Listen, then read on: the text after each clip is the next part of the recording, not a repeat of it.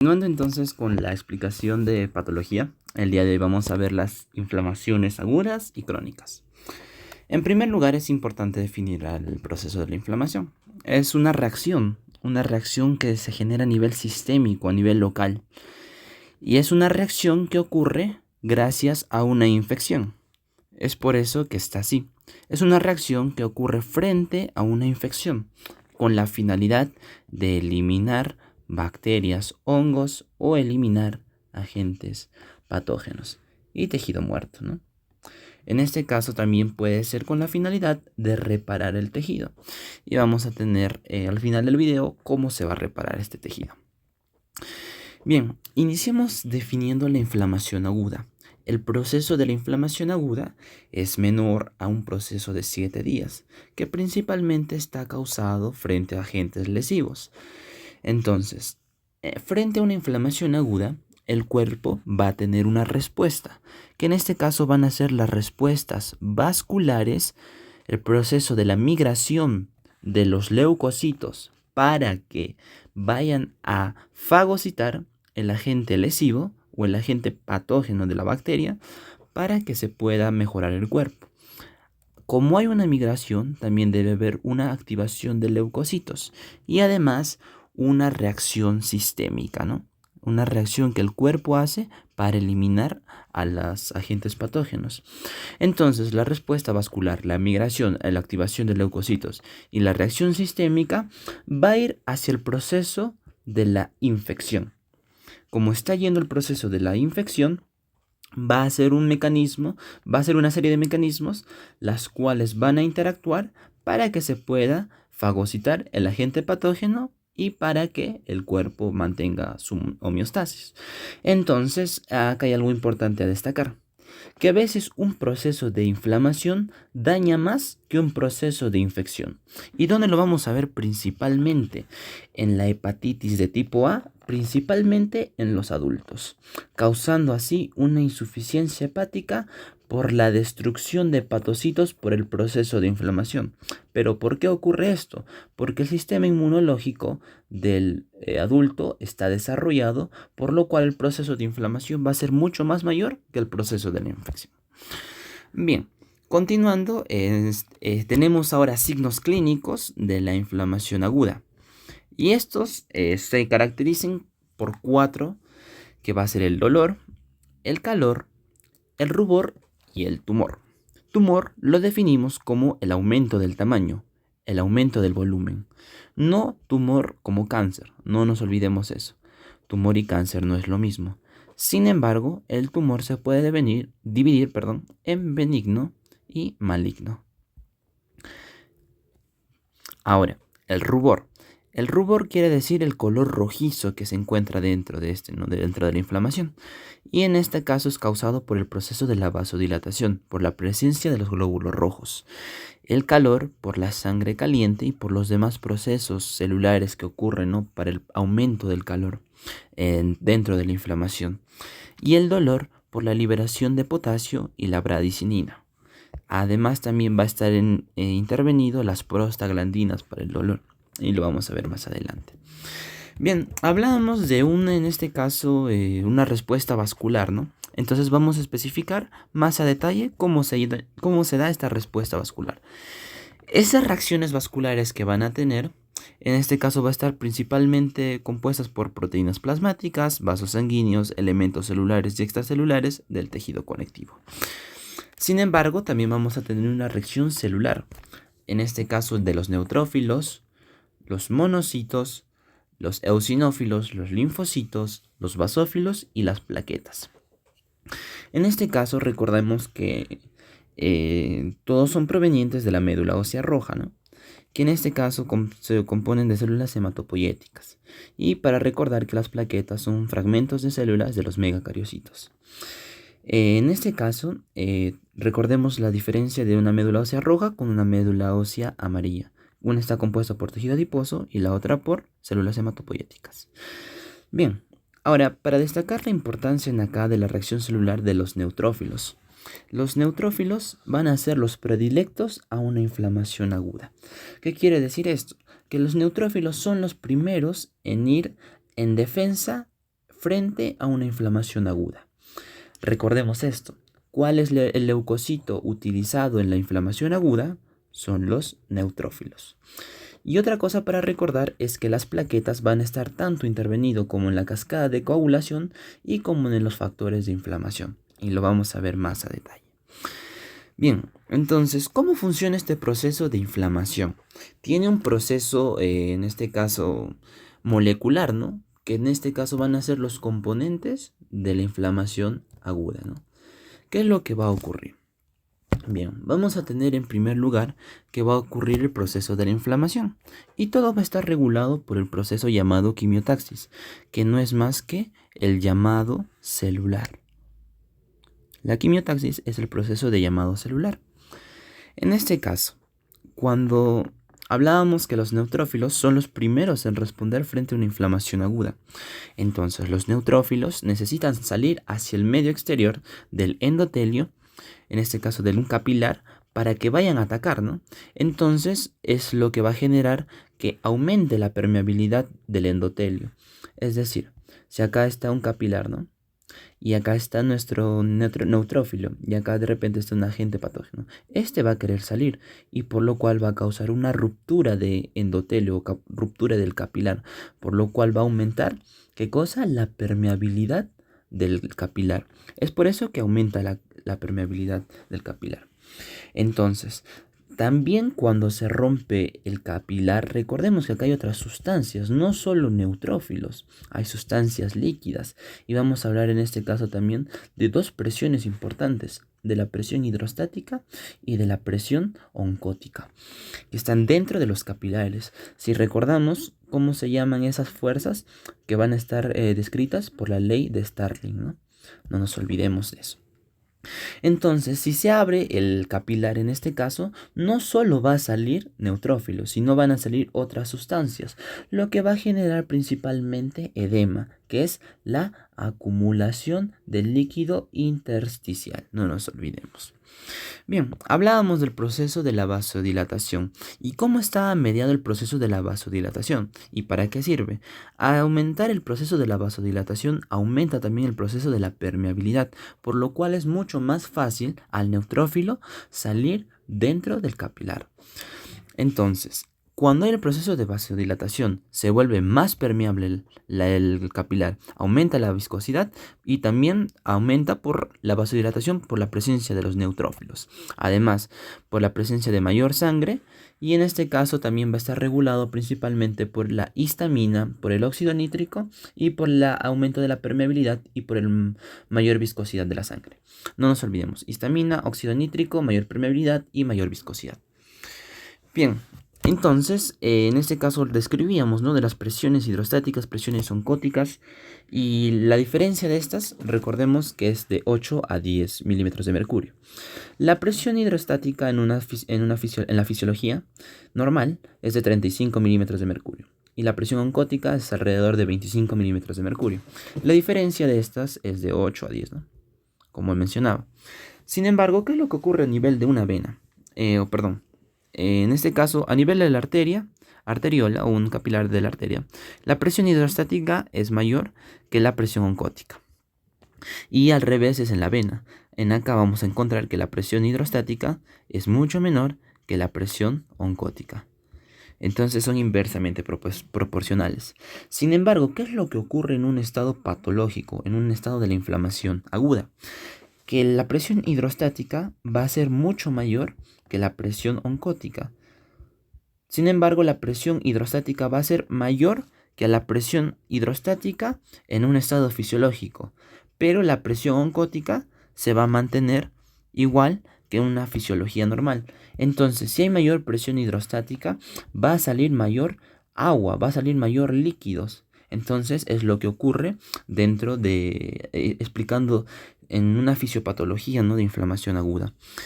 Y hablábamos, ¿no?, de que la presión hidrostática, disculpen, hablábamos acerca, ¿no?, de que la presión hidrostática era mucho mayor que la presión osmótica en un estado fisiológico, por lo cual aumentaba la permeabilidad.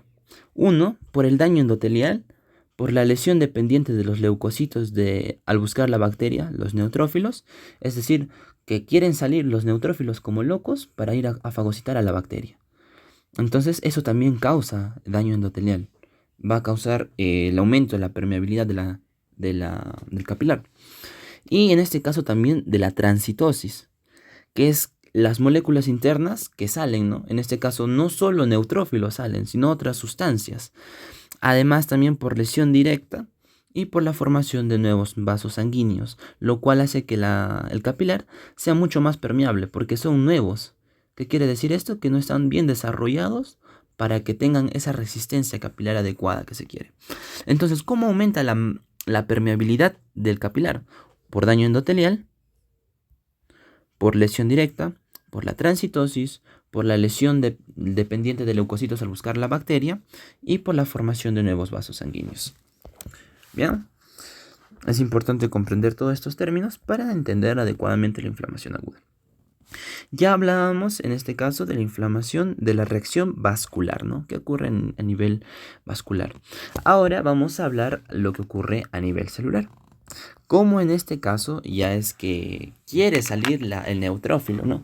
Hablábamos qué es lo que ocurría dentro de los capilares. Ahora vamos a hablar lo que ocurre con el neutrófilo con el contacto directo del endotelio. Y vamos a tener procesos por el cual van a salir el neutrófilo, que en este caso se llama extravasación de leucocitos y fagocitosis. En primer lugar vamos a tener 4 procesos importantes: la marginación, el rodamiento, la adhesión y la transmigración. Y todos estos procesos van a estar regulados por la quimiotaxis. 3 de estos procesos ocurren a nivel intraluminal: la marginación, el rodamiento y la adhesión. La marginación se refiere al que el neutrófilo se va a pegar a la pared.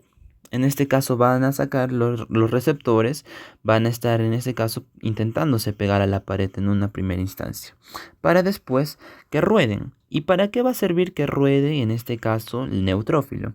Para que sus receptores se engranen. En este caso, L-selectina, ¿no? Leucocito, selectina. Selectina, leucocito. Las integrinas, ¿no? En este caso también la P-selectina, el endotelio selectina y el ligador de la L-selectina. En este caso es su ligando, ¿no? Para que se unan sus receptores. Después de eso, que rueda, en este caso se va a adherir. Y vemos en este paso cómo se están adheriendo sus receptores, ¿no? Para que en este caso se pueda adherir al endotelio.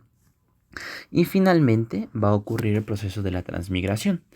Y la transmigración también se le puede conocer como diapedesis o, en este caso como un tema más práctico, la apertura de la compuerta para la salida del neutrófilo. Y en este caso va a estar regulado principalmente por un compuesto, la CD31, que está o también llamada PCAM1. La CD31 vamos a encontrar en 2 partes, uno que es en el endotelio y otro en los megacariocitos. No nos olvidemos de eso. Bien, en este caso hablábamos en el proceso del rodamiento que se tenían que engranar los receptores, ¿no? Y en este caso vamos a hablar de las selectinas, que tanto en receptores a nivel del neutrófilo como a nivel del endotelio tienen que engranarse así, ¿no? Por eso está la P-selectina y la L-selectina. Y finalmente, cuando ya sale el neutrófilo, ¿qué es lo que ocurre? La famosa fagocitosis. Y en este caso, cuando existe el proceso de la fagocitosis, va a hacer que liberen productos de la fagocitosis, lo cual también va a inducir a que se recicle todo este proceso por el proceso de la quimiotaxis. No nos olvidemos de eso. Bien, entonces espero hayan entendido esta parte, ¿no? La quimiotaxis es el llamado de neutrófilos y también de estímulos quimiotácticos. La quimiotaxis también puede estar beneficiada por la liberación de productos al finalizar la fagocitosis de la bacteria o agente patógeno.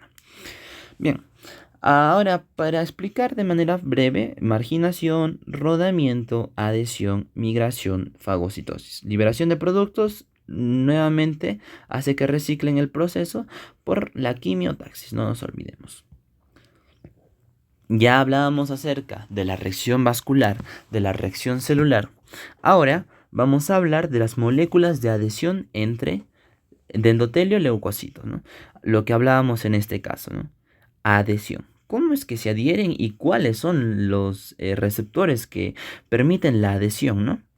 Y bien, vamos a hablar acerca de la adhesión leucocitaria, la adhesión entre los leucocitos y el endotelio. En este caso, leucocitos nos referimos al neutrófilo con el endotelio y van a estar principalmente compuestos por tres: selectinas, integrinas e inmunoglobulinas. Bueno, para recordar de manera breve y sencilla, en este caso tenemos las moléculas endoteliales y cuáles son los principales papeles dentro del proceso de la adhesión. La selectina P, la CD62P, hace el rodamiento de los neutrófilos, monocitos y linfocitos. La selectina E, la CD62E, hace el rodamiento, adhesión en neutrófilos, monocitos y linfocitos T. La ICAM1 hace la adhesión y detención de transmigración de todos los leucocitos. La BCAM1 hace la adhesión en eosinófilos, monocitos y linfocitos. Y la CD31, que es la molécula de adhesión de la celular plaquetaria, que en este caso permite la migración de leucocitos a través del endotelio. No nos olvidemos, este cuadro es importante memorizarlo para saber qué en este caso moléculas actúan en la adhesión, ¿no? ¿Y en qué leucocitos? Bueno, hablamos ahora del proceso de la adhesión leucocitaria, ¿no? Que está mediada por selectinas, integrinas e inmunoglobulinas. Y vamos a explicar ahora el proceso de la transmigración. Recordemos que ya hablábamos de marginación, rodamiento, adhesión y ahora nos toca hablar del proceso de la transmigración. El proceso de la transmigración, recordemos que también lo definíamos como el proceso del paso del neutrófilo hacia el exterior. En este caso, la apertura de la compuerta. Para recordarnos principalmente que son los agentes causantes de inflamaciones agudas, las bacterias. En este caso, ¿cuáles son los leucocitos que salen a actuar? Los neutrófilos. Sin embargo, va a haber excepciones de bacterias, como va a ser en este caso, la tuberculosis, en la lepra y en la sífilis. ¿Por qué? Porque estas van a causar inflamación crónica de golpe y estas van a ser inflamaciones crónicas granulomatosas.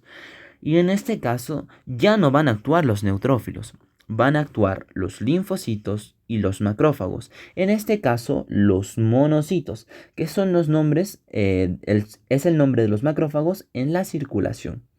Y un seudónimo de macrófagos, los histiocitos. No nos olvidemos. Además, cuando hablamos de un proceso de infección viral, los que van a actuar van a ser los linfocitos. En este caso, las colagenasas de los leucocitos permiten que atraviese la membrana basal. En este caso es importante para hablar del proceso de permeabilidad, ¿no? Bien, vamos a hablar ahora del proceso de la quimiotaxis, ¿no? Ya hablábamos del proceso de la transmigración. Y ahora vamos a hablar sobre el proceso de la quimiotaxis, que es el llamado celular, que es la locomoción orientada según un gradiente químico, o llamado celular, para no complicarnos más la vida, ¿no? Llamado celular.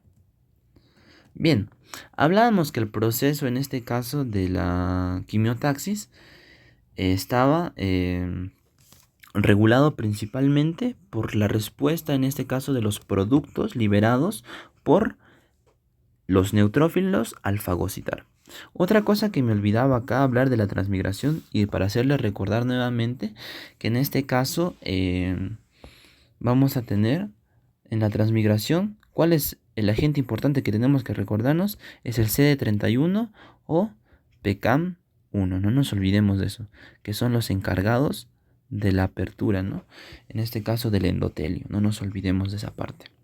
Bien, en la quimiotaxis, como hablábamos, era la locomoción orientada según gradiente químico y activación leucocitaria.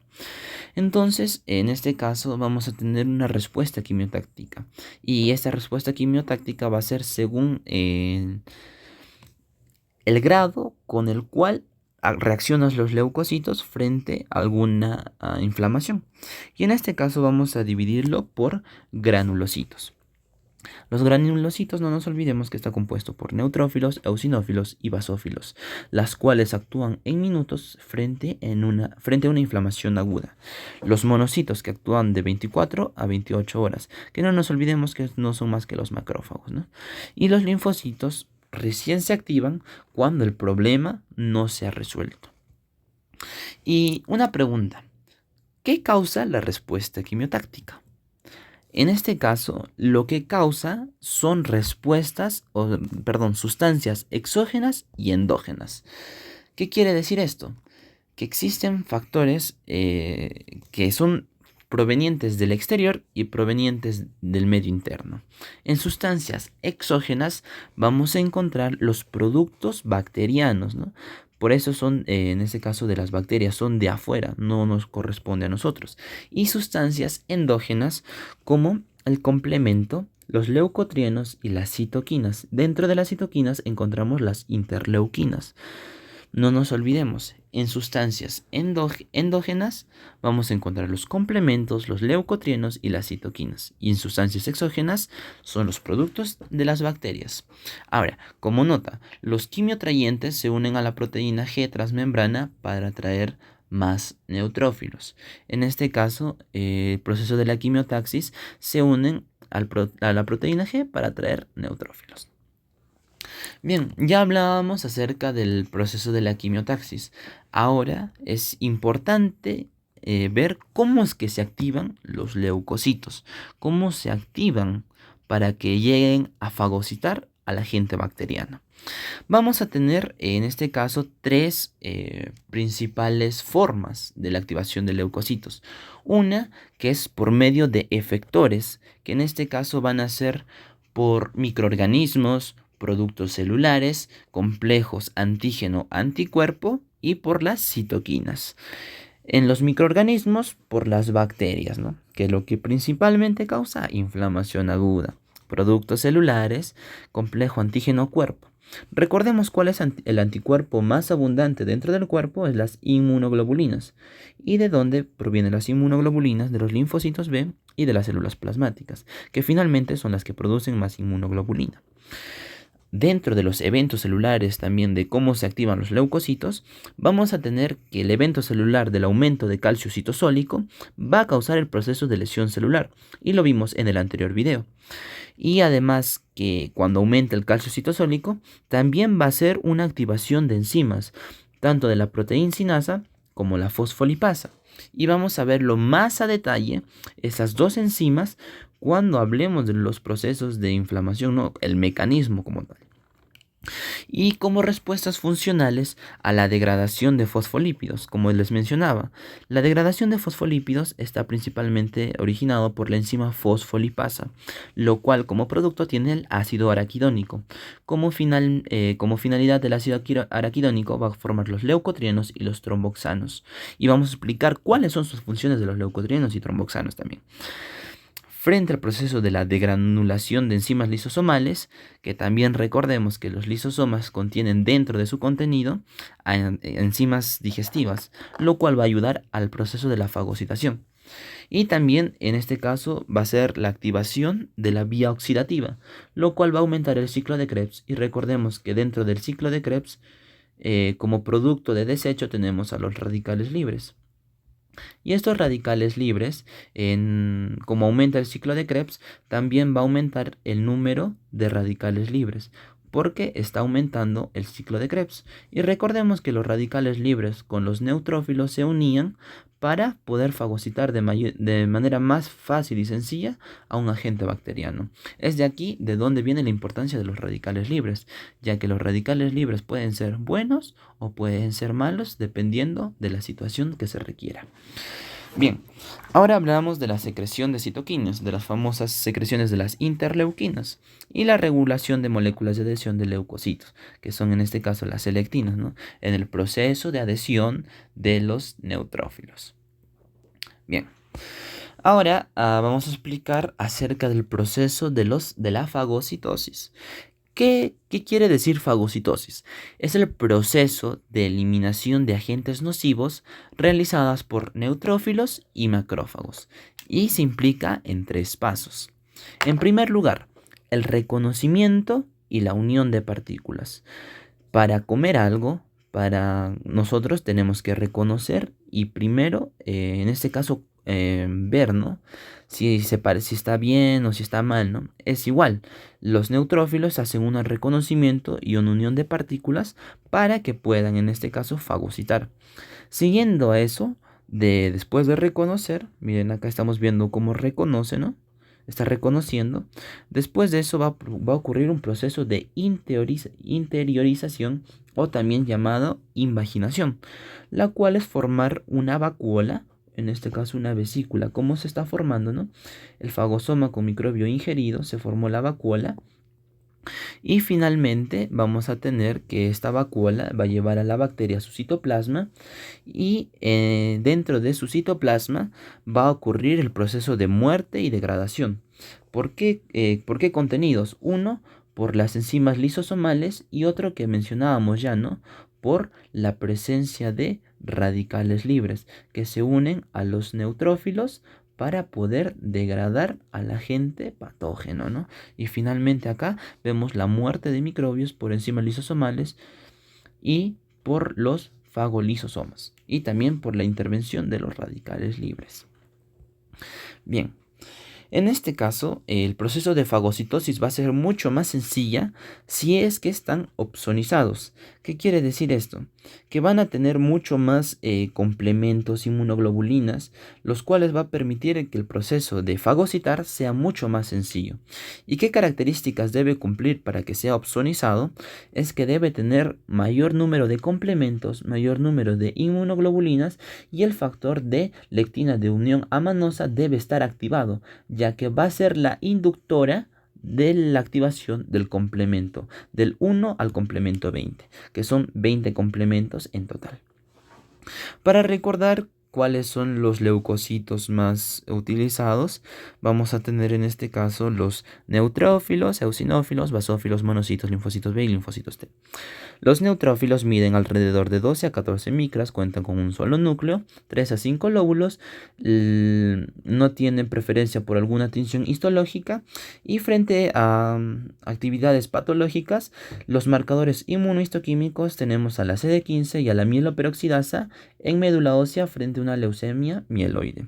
El eosinófilo mide de 14 micras, al igual que el basófilo. Sin embargo, en el eosinófilo la tinción que se llega a colorear es de una tinción rojiza y el basófilo es una tinción de color azul, ¿no? Y en este caso, en los basófilos no se logra observar el núcleo por la presencia de demasiados gránulos. En los monocitos, que miden de 21 micras, tiene un núcleo, tiene por preferencia un citoplasma celeste, tiene forma riñonada y en este caso el marcador inmunohistoquímico de los monocitos es la CD68. En los linfocitos B y linfocitos T vamos a ver cómo se van a diferenciar por los marcadores inmunohistoquímicos, no por la forma. En un microscopio tú no vas a reconocer jamás cómo es un linfocito B con un linfocito T, ya que observemos que son semejantes. Sin embargo, ¿cómo se van a diferenciar? Por los marcadores inmunohistoquímicos. Para los linfocitos B, CD20, CD79A. Y para los linfocitos T, CD3. Y para todos los leucocitos, la CD45 o antígeno común leucocitario. Son cosas necesarias para acordarnos, ¿no? Para entender un poco más de los leucocitos. Pero acá lo que nos importa es los neutrófilos. Bien, ya hablábamos acerca de todo, ¿no? De cómo ocurre el proceso, qué reacciones celulares, reacciones vasculares. Pero, ¿qué estímulos causan la inflamación aguda? Bien, ahora vamos a tener el proceso de infecciones y toxinas bacterianas, ¿no? Sin embargo, son diferentes a la lepra, sífilis, TBC, que estas causan una inflamación crónica. Traumatismos, agentes físicos y químicos como el calor, el frío, la electricidad, una necrosis tisular, agentes extraños y una reacción inmunitaria, ¿no? Y bien, hablábamos de todos los procesos y ahora, ¿quiénes son los mediadores de la inflamación? ¿Quiénes son los encargados de mediar todo este proceso tan extenso? Bien, vamos a tener principalmente dos formas de mediadores, unos que son originados en el plasma y otros que son derivados de la célula. Los originados en el plasma vamos a tener como los complementos a las cininas y a las bradicininas, y en este caso los que son originados en el plasma requieren activación, es decir, que no van a estar siempre activos, ya que si estuvieran siempre activos no estuviera en un estado fisiológico el cuerpo, ¿no? recién se activan cuando hay algún proceso de inflamación aguda. Cuando hablamos acerca de los derivados de las células, vamos a tener dos formas, unas que se encuentran en gránulos intracelulares y otras que son sintetizadas de novo, es decir, que se sintetizan recién frente a la inflamación aguda. Las que se encuentran en gránulos intracelulares vamos a encontrar a la histamina, y esta va a estar generado por plaquetas, mastocitos y basófilos. En este caso, el principal agente compositor de la histamina son los mastocitos. No nos olvidemos. Y las que son sintetizadas de nuevo, vamos a encontrar a las prostaglandinas y a las citoquinas.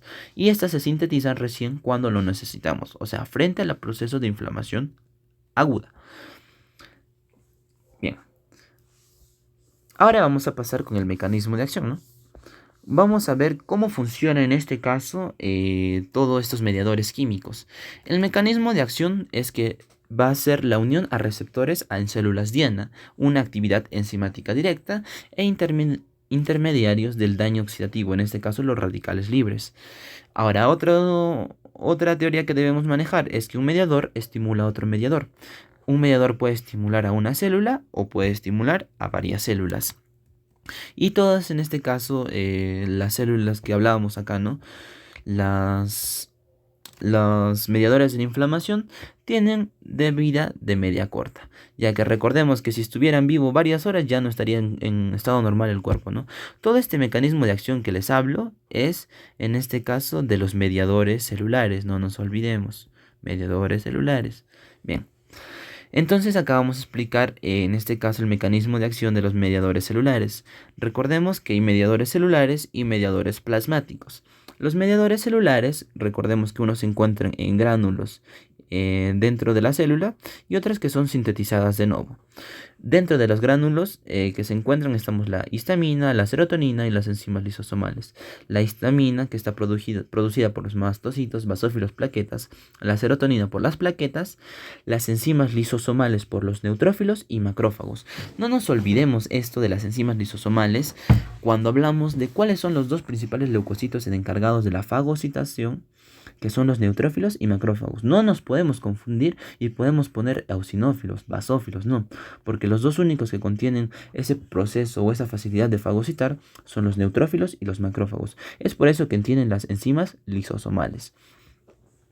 Bien, ahora, las que son sintetizadas de nuevo, tenemos a las prostaglandinas, que está producida por todos los leucocitos, plaquetas y células endoteliales, los leucotrienos por todos los leucocitos y los factores activadores de plaquetas, especies activas de oxígeno, todos los leucocitos, óxido nítrico por los macrófagos y las citocinas por los linfocitos, macrófagos y células endoteliales.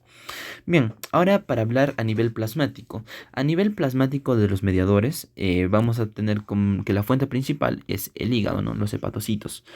Y en este caso vamos a tener al activador del factor 12 del factor de Hagemann, que en este caso va a activar la bradicinina y va a activar el sistema de la coagulación fibronólisis.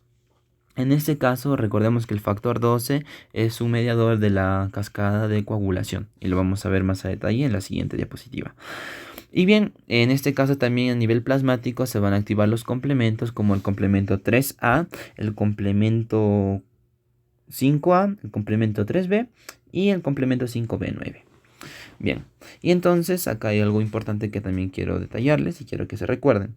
La coagulación y la inflamación están congeniados, van de la mano. No nos olvidemos esto. El proceso de coagulación y de inflamación van de la mano. Bien, ahora vamos a hablar acerca, ¿no?, de los mediadores celulares. En este caso, uno de ellos es la histamina. Y la histamina, ¿qué es lo que genera? En este caso no nos olvidemos que están principalmente producidos por los mastocitos. ¿Y qué genera la histamina? En este caso, la histamina se va a liberar frente a algún estímulo de agresión física, como es un traumatismo. Frente a frío, calor, en este caso, ¿no? La secreción de moco se va a realizar por la histamina también, ¿no?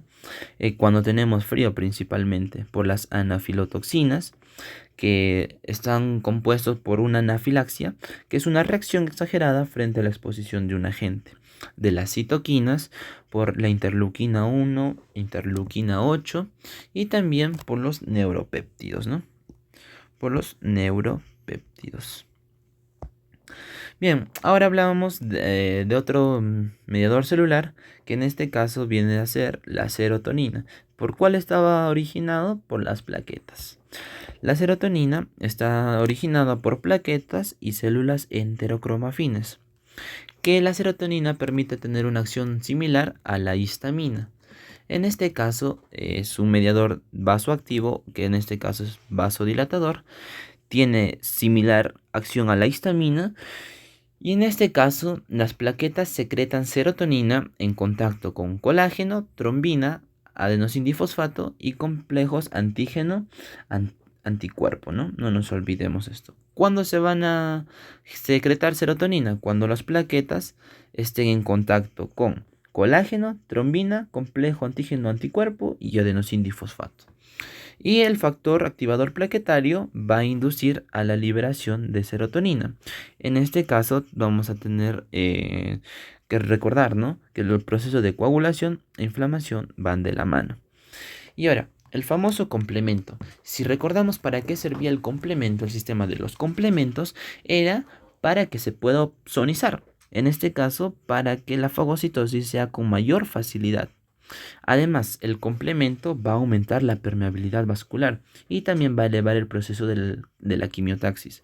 Recordemos que son 20 complementos y dentro de estos complementos también vamos a tener en este caso de la vía clásica por el desencadenamiento, por la fijación de los complementos. Y en este caso se van a activar los inmunoglobulinas M y las inmunoglobulinas G. Las inmunoglobulinas M, que se encuentran en un estado agudo, que en este caso mi memotenía es MAG, y por crónico ya pues lo único que queda es crónico, ¿no? G crónico. Bien, en este caso recordemos de la lectina unión de manosa, que son los que activan a los complementos, ¿no? Si en este caso no se activa la lectina unión de manosa o MBL, no vamos a tener el proceso de activación del sistema de los complementos. Bien, y ya avanzando tenemos ahora el sistema de las cininas, ¿no?, que recordemos que también lo vimos acá. ¿No? En los mediadores. En este caso, ahora estábamos hablando de la activación de los complementos, ¿no? Y ahora estamos hablando a nivel de mediadores plasmáticos. Ya hablamos acerca de los mediadores celulares, que era la histamina, la serotonina, ¿no? Y ahora estamos hablando de los mediadores plasmáticos, que es la activación de los complementos y en este caso la activación de las cininas. El sistema de las cininas también son péptidos vasoactivos, que también va a causar el proceso de la vasodilatación. Y en este caso vamos a tener que va a producir cininógenos por la activación de las calicreínas. Y también se va a secretar una sustancia muy importante que es la bradicinina, la cual incrementa la permeabilidad vascular, produce contracción del músculo liso, hace la dilatación de los vasos sanguíneos y también está interviniendo en el dolor. Lo que les mencionaba, proceso de vasodilatación, contracción del músculo liso, la permeabilidad aumentada del vascular o en este caso del capilar y también está inducido al dolor. Y como les mencionaba, en este caso su síntesis se desencadena por el factor 12 de Hagemann, que en este caso es el factor 12 de la vía intrínseca de la cascada de coagulación. Entonces, el factor 12 de Hagemann se va a activar cuando hay un daño en el endotelio y ésta entra en contacto con el colágeno, lo cual va a desencadenar la cascada de coagulación activada por el contacto con el colágeno y se van a activar dos productos importantes, la activación de la trombina y la formación de fibrina.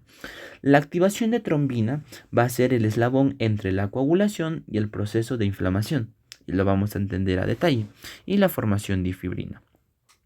Bien, acá está el factor 12 de Hagemann, ¿no? Que el factor 12 con el colágeno, recordemos porque se ha roto, va a activarse. El factor 12 va a estar de forma activa. Entonces, en este caso vamos a pasar por la vía intrínseca de la cascada de coagulación. Que el factor 12 activado con el factor 11 se va a activar y va a ser factor 11 activado, con el factor 10 que va a ser intervenido y va a ser factor 10 activado, con la protrombina, que es el factor número 2, se va a transformar a trombina, que es la forma, en este caso el factor 2 activado. Y por receptores activadores por proteasas van a intervenir en la inflamación aguda. Y en este caso la otra vía de la trombina es que va a ir uno a la inflamación aguda y otro que va a ser el proceso de la coagulación, ¿no? Productos de la degradación de la fibrina, ¿no? Que en este caso es la producción de fibrina. Por eso es que les mencionaba que se recuerden que la coagulación y la inflamación están congeniados, principalmente ¿por qué agente? Por la trombina. Bien, entonces ahora vamos a tener un pequeño resumen, ¿no?, de la inflamación de todos los mediadores celulares, mediadores plasmáticos. En este caso, los vasodilatación, ¿por quién están encargados? Por las prostaglandinas, óxido nítrico, histamina. Aumento de la permeabilidad vascular, las aminas vasoactivas, complemento 3A, complemento 5A de las aminas, la bradicinina, los leucotrienos, el PAF y la sustancia P. La quimiotaxis está encargado por el complemento 5A, los leucotrienos, quimiosinas, interleuquina 1, factor de necrosis tumoral y productos bacterianos. La fiebre por la interleuquina 1, factor de necrosis tumoral y las prostaglandinas. El dolor por las prostaglandinas y las bradicininas. El daño tisular por enzimas lisosomales del neutrófilo y macrófago, que recordemos que son las únicas que contienen, y los metabolitos de oxígeno. En este caso del óxido nítrico y en este caso también de los radicales libres, ¿no? Ahora, ¿cómo se activan los macrófagos? Recordemos que en este caso tenemos al neutrófilo y al macrófago, ¿no?, que son los únicos que tienen enzimas lisosomales. Bien, en este caso, cuando hay una activación de estos, es por la interleuquina 1 y por el factor de necrosis tumoral. Cuando hay reacción de fase aguda, fiebre, sueño, apetito, en efectos endoteliales, la síntesis de PPLG, adherencia leucocitaria, actividad procoagulante, actividad anticoagulante, el aumento de la interleuquina 1, interleuquina 8, interleuquina 6 y el efecto sobre los fibroblastos, el momento de la proliferación, la síntesis de colágeno, la colagenasa, la proteasa y la síntesis de PG, ¿no? Entonces es importante recordar todos esos procesos que ocurren. Y en este caso tenemos un resumen de los mediadores de la inflamación aguda, que es importante que se recuerden y pues lo dejo ahí como un cuadro que tienen que memorizar, ¿no? Que la histamina y serotonina son causas principales originadas por los mastocitos y plaquetas. Bradicinina por el sustrato plasmático, ¿no?, del complemento, por el sistema de las cininas, ¿no? No nos olvidemos eso, cómo se forma la bradicinina. El complemento, todos son, en este caso, principalmente del hígado. En el complemento 5A es por macrófagos. Las prostaglandinas se originan de los mastocitos, de los fosfolípidos de las membranas, ¿no? Los leucotrienos por los leucocitos, los leucotrienos por los leucocitos y mastocitos, los metabolitos de oxígeno por los leucocitos, la PAF por los leucocitos y mastocitos, la interleuquina 1 y la factor de necrosis tumoral por los macrófagos y otros, las quimiosinas por leucocitos y otros, y el óxido nítrico por el macrófago y el endotelio principalmente. Bien, ahora hablamos acerca de toda la inflamación aguda. Y ahora vamos a tener una previa a inflamación crónica. Bien, hablemos de inflamación crónica. La inflamación crónica se va a definir como un proceso de origen crónico o que se va a originar previo a una inflamación aguda. Y una inflamación crónica como tal se caracteriza por la duración prolongada, ya que el daño tisular reparado por el tejido de la cicatrización, angiogénesis, fibrinólisis, hay filtrado de células como monocitos, linfocitos y células plasmáticas. Es decir, que se debe a la persistencia del agente inflamatorio. Bien, una vez definido la inflamación crónica, vamos a hablar acerca de este proceso. En ese caso, recordemos que la inflamación crónica ya van a estar presentes las diferencias que dimos de una inflamación aguda, ¿no? Como en este caso es la sífilis, la lepra y la TBC. Y en este caso vamos a definir un proceso de subagudo. Normalmente a la inflamación crónica se le dice que es mayor a los 20 días. Sin embargo, el proceso de inflamación subaguda se le conoce como que está en el limbo. ¿Qué quiere decir esto? Que está de 7 o de 10 hacia los 20 días, ¿no? Ese es el proceso en el cual se encuentra en el limbo, ¿no? Y normalmente en una inflamación Subaguda vamos a encontrar abscesos, abscesos que son la acumulación de pus, que en este caso es la acumulación de neutrófilos y la acumulación de tejido necrótico, que son los piocitos. Y una famosa frase, absceso diagnosticado, absceso drenado. Los abscesos tienen que ser drenados, ya que los abscesos no desaparecen con antibióticos. Bien, hablemos de la inflamación crónica como tal. La inflamación crónica es dependiente del agente causante, ¿no? Como hablábamos de la sífilis, lepra y TBC. En este caso es uno, por la infección persistente, por las toxinas persistentes y por enfermedades autoinmunes, como es la lupus y la sarcoidosis, ¿no? Y en este caso vamos a observar que en este caso no se van a poder curar de manera como tal, ¿no? No se pueden curar es de manera rara, sino lo que ocurre es un proceso de regeneración o cicatrización. Se regenera cuando las células madres no han sido dañadas, es decir, que están todavía funcionando las stem cells, ¿no? Y se cicatriza ya cuando las células madres ya están dejando de funcionar. Bien, ahora, una parte importante para entender más acerca, complementando también de inflamación aguda y inflamación crónica, es la importancia del ácido araquidónico. Entonces, ¿cómo funciona el ácido araquidónico? Principalmente esta se genera por la degradación de fosfolípidos de la membrana, en este caso de la célula, y principalmente por la enzima fosfolipasa, que tiene como precursor de icosanoides, lo cual tiene un doble enlace, lo cual que permite la mayor oxidación y tiene una función enzimática química. Bien, el ácido araquidónico vamos a tener dos vías, una por el medio cual se utiliza la enzima lipoxigenasa y la otra que es por medio de la ciclooxigenasa. Los productos de la lipoxigenasa tienen como principal producto a los leucotrienos y al producto principal, ¿no? Los leucotrienos es su producto principal. Y en la ciclooxigenasa o la famosa COX vamos a tener como producto a las prostaglandinas y a los tromboxanos. En este caso, cuando hablamos acerca de la prostaglandina, también está intervenido dentro del dolor y los tromboxanos. Para hablar un poquito de temas farmacológicos, para explicar acerca de la COX-1 y de la COX-2, la COX-2 va a estar principalmente mediando la dolor e inflamación y la COX-1 va a estar actuando a nivel de la secreción del moco en el estómago. Sin embargo, ¿qué es lo que ocurre cuando nosotros damos una COX general, que es tanto para el 1 y para el 2? Por ejemplo, como es la aspirina, que no se debe utilizar como antiinflamatorio. ¿Por qué? Porque es un agregante plaquetario. ¿Qué quiere decir esto? Que si yo le doy aspirina a mi paciente para el proceso de inflamación, también voy a aumentar la secreción de moco en el estómago, lo cual va a generar la famosa gastritis. Es por eso que ya no se debe dar la aspirina. Bien, como les mencionaba, ¿no? Había una vía de la fosfolipasa, en este caso que es del ácido araquidónico, por el cual el medio de la degradación de los fosfolípidos por encima de fosfolipasa forma el ácido araquidónico y por el medio de la lipoxigenasa se va a formar los famosos leucotrienos, ¿no? Y estas van a tener una función que ya la vamos a explicar. Uno que es la vasodilatación, en este caso los leucotrienos C4, D4 y E4, los vasoconstricción, broncoespasmos y aumento de la permeabilidad. Cuando hablamos acerca de la otra, de la ciclooxigenasa, en este ciclo vamos a obtener las prostaglandinas y en este caso también los tromboxanos.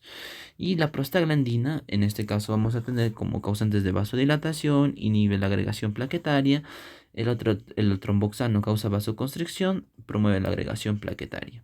Y en este caso la prostaglandina 2 permite la vasodilatación y potencia el edema. No nos olvidemos cuáles son las dos vías del ácido araquidónico, una que es por medio de la enzima lipoxigenasa y otra por enzima ciclooxigenasa, la cual la lipoxigenasa forma leucotrienos y la ciclooxigenasa forma prostaglandina y tromboxanos. Bien, y vamos a ver la relación que tiene el ácido araquidónico con los radicales libres. El ácido araquidónico con los radicales libres se une, en este caso, mediante los eventos hipóxicos que existen, ¿no? Entonces, cuando tenemos un evento de hipoxia, los especies reactivas de oxígeno o radicales libres también van a estar en aumento. Entonces, ¿qué cosa libera el ácido araquidónico frente a esta situación? Va a liberar en el nivel hormonal la angiotensina, la bradicinina, la epinefrina y otros proteicos como trombina, anticuerpo, en este caso antígeno anticuerpo, y otros inespecíficos que es el liniolato y el oleato. Bien, ahora sí, hablemos propiamente dicho de la inflamación crónica. Recordemos que es de duración prolongada por la persistencia del agente inflamatorio. Y en este caso la célula fundamental es el monocito, que contiene abundantes lisosomas y degradan mejor que los neutrófilos. Recordemos que los monocitos son macrófagos en la circulación sanguínea. Además, dentro de la inflamación crónica también van a estar las células plasmáticas y los linfocitos. Los monocitos van a ser los predilectos acá porque tienen mayor contenido lisosomal. No nos olvidemos. Macrófagos y monocitos, ¿cuál es en este caso, su igualdad? Es que estas dos células son células presentadores de antígeno. No nos olvidemos eso. Ahora, hablemos acerca de la inflamación crónica granulomatosa, la que forma gránulos. En este caso, una inflamación crónica granulomatosa se refiere a la acumulación de macrófagos, de un granuloma. En todo granuloma vamos a tener células epitelioides, no nos olvidemos, células epitelioides. Dentro de esas células epitelioides vamos a tener que unos pueden ser infecciosos y otros no pueden ser por etiología no infecciosa. Perdón. Y como les mencionaba, ¿no? En los monocitos vamos a tener que se van a transformar en células epitelioides, principalmente donde en el TBC lepra. Y también cómo se van a formar por sustancias que no se pueden digerir. Y vamos a ver el granuloma a cuerpo extraño. Bien, todos los granulomas tienen células epitelioides. No nos olvidemos de ese término. Todo granuloma tiene células epitelioides. No olvidar esa parte, por favor. Bien, y acá vamos a ver distintos granulomas que todos tienen células epitelioides. En este caso, el granuloma tuberculoideo. En este caso, esto es un granuloma por TBC, como ya les mencionaba, ¿no? Que la principal de los granulomas de TBC se caracteriza por necrosis gaseosa central, una corona de linfocitos, por las células gigantes mononucleadas de tipo Lanzmann, es decir, que el núcleo se va a encontrar en la periferia, como lo observamos acá. Ahora, el granuloma supurativo es las que tienen absceso adentro, las que tienen pus dentro de acá. El granuloma sarcoideo, que no está caracterizado por una necrosis gaseosa central, pero sí tiene células epitelioides. El granulomas a cuerpo extraño, que son células gigantes multinucleadas de cuerpo extraño, que los núcleos se encuentran en el centro. Y el santogranuloma, que se caracteriza principalmente por la necrosis grasa, que van a estar en las células santomatosas. Bien, hablemos acerca de los granulomas más famosos, la sarcoidosis. La sarcoidosis se refiere a un granuloma con exceso de fibrosis. Es decir, cuando observemos a nivel patológico un granuloma que contiene el exceso de fibrosis, se le denomina sarcoidosis. En ejemplos tenemos al pulmón, ganglios linfáticos, riñón, piel conjuntiva, entre otros. La gota por cuerpo extraño, ¿no? El granuloma con ácido úrico, ¿no? Pero en este caso que se contiene por el ácido úrico es un cuerpo extraño. Ahora, la TBC, como les explicaba, la tuberculosis granuloma por necrosis gaseosa central, no tiene fibrosis. La queilitis granulomatosa o síndrome de Miescher, que es la granulomatosis orofaciales, que comprende las granulomatosis orofaciales. El granuloma sifilítico, goma sifilítico, que en este caso se alivió con la penicilina, ¿no? Es necesario entender eso. Y ahora acá vamos a tener ejemplos de inflamaciones granulomatosas. La tuberculosis por Mycobacterium tuberculosis, la lepra por la forma de tuberculoide, ¿no? Lepra es el que exprime la enfermedad de la tuberculosis. Mycobacterium leprae. La sífilis por Treponema pallidum, enfermedad por el arañazo del gato, bacilo gram negativo, la bartonelosis. La parasitaria como la esquistosomiasis, schistosoma, Manzoni y sus diferentes especies, fúngica, Cryptococcus neoformans, Coccidios ignitis. En este caso puede ser un ejemplo la histoplasmosis, ¿no? Y metales inorgánicos y polvos, silicosis, berilosis y desconocidas como son las sarcoidosis. Bien, Y en acá tenemos partes importantes que tenemos que destacar. En este caso voy a destacar principalmente las de tipo de Taunton, las que ya conocemos que son las tumores, células gigantes de tumores, y las de cuerpo extraño.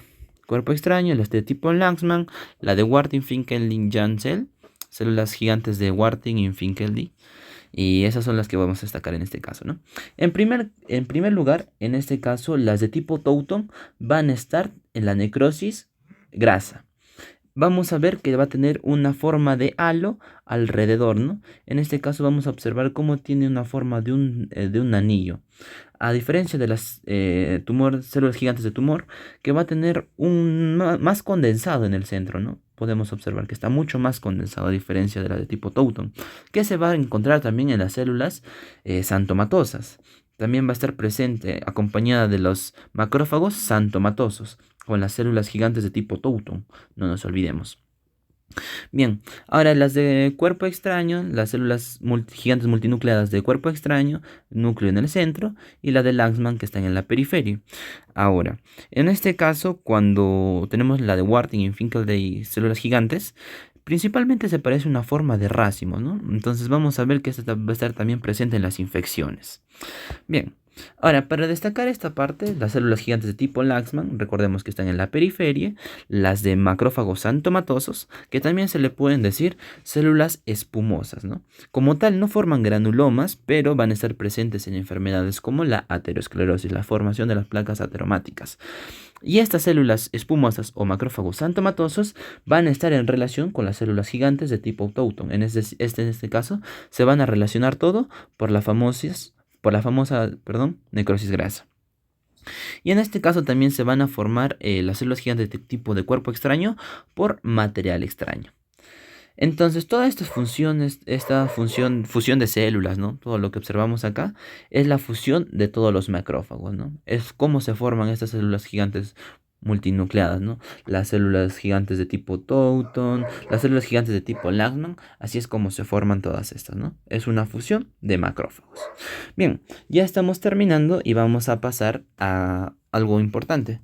Para terminar, es que cada agente infeccioso va a producir su propia inmunoglobulina. Bien, entonces como les mencionaba, ¿no? Cada agente infeccioso va a producir su propia inmunoglobulina. Las inmunoglobulinas no son generales, sino que se va a producir según el agente infeccioso que se tenga, ¿no? Para cada una forma específica. La inmunoglobulina M, recordemos MAG, que es para la forma de inflamación aguda, y la inflamación es la inmunoglobulina G para la forma crónica, ¿no? No nos olvidemos de eso. La inmunoglobulina A se encuentra principalmente en secreciones corporales, lágrimas, semen, saliva. La inmunoglobulina D se encuentra en los linfocitos B y tiene menos uso clínico, simplemente existe por existir. La inmunoglobulina de tipo E se incrementa en las alergias y es producida por células plasmáticas. La inflamación crónica no nos olvidemos en este caso, principalmente mediado por los macrófagos, los monocitos, las células plasmáticas y los linfocitos. No nos olvidemos. Y la fibrosis causa el proceso de reparación, el proceso de la famosa cicatrización. El proceso de reparación que vamos a observar es una cicatriz fibrosa. Y en este caso va a estar mediado por dos agentes, por la angiogénesis, es decir, la formación de nuevos vasos sanguíneos, y la fibrosis, que son derivados de fibroblastos, lo cual hace que se aumente el tejido conectivo, causando la famosa fibrosis. Bien, en este caso, para definir la fibrosis, antes de que se dé el proceso de cicatrización, aparece un famoso tejido, que es el tejido de granulación, que aparece previo a la cicatrización. El tejido de granulación garantiza que la herida se va a cerrar, en este caso que se puede reparar.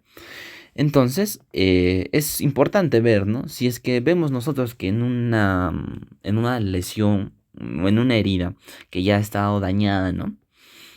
Si vemos un tejido de granulación, nos quiere decir que el tejido se va a reparar, pero ya no se va a sanar, sino que se va a cicatrizar, se va a fibrar, o sea, va a tener más fibras porque está acompañado de tejido conectivo por los fibroblastos, es decir, va a ocurrir una fibrosis. Pero si es que no aparece este tejido de granulación, es que el tejido ya está totalmente necrosado y ya no sirve este tejido, por lo cual el tejido se debe retirar. No nos olvidemos de esa parte.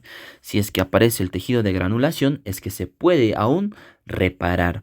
Pero si es que no, es porque el tejido ya debe ser retirado, debe ser extraído.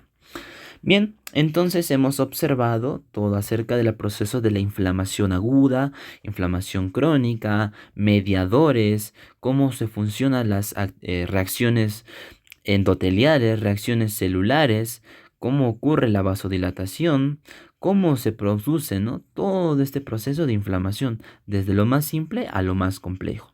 Bien, ha sido un capítulo muy extenso y espero que les sirva de verdad. Y si es así, pues un gusto. Hasta un próximo video.